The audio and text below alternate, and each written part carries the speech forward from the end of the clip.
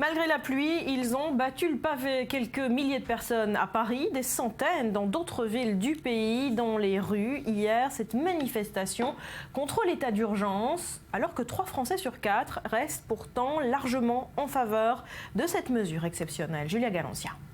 Levez l'état d'urgence! Le message est clair. Les manifestants battent le pavé pour dénoncer le projet de déchéance de nationalité et l'état d'urgence en France. À quelques jours de l'examen par le Parlement d'un projet de loi, la pression monte. L'appel a été lancé par un collectif d'ONG dont la Ligue des droits de l'homme et plusieurs syndicats. Dans la rue, ces Parisiens sont déterminés. C'est pas en changeant un texte, un article de la Constitution qu'on va faire taire les terroristes.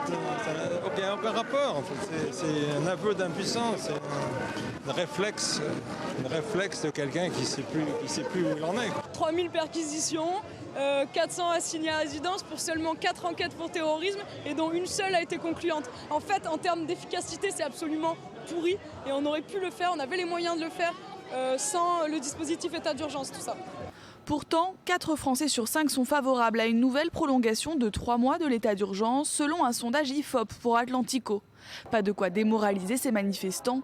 Trempés mais souriants, de la place de la République à celle du Palais Royal, le cortège a rassemblé 5000 personnes selon la police, 20 000 selon les organisateurs.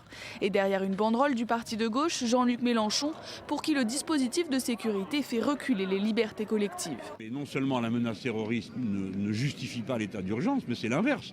C'est que précisément comme il y a des terroristes, il faut adapter, il faut que notre démocratie, la République, ce soit notre démocratie plus vivante que jamais. 2 militaires en civil et hors service ont été agressés par une vingtaine de personnes en marge de la manifestation.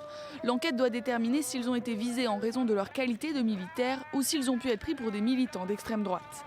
Le prochain rassemblement parisien est prévu devant l'Assemblée nationale vendredi 5 février, le jour du début de l'examen du projet de révision constitutionnelle.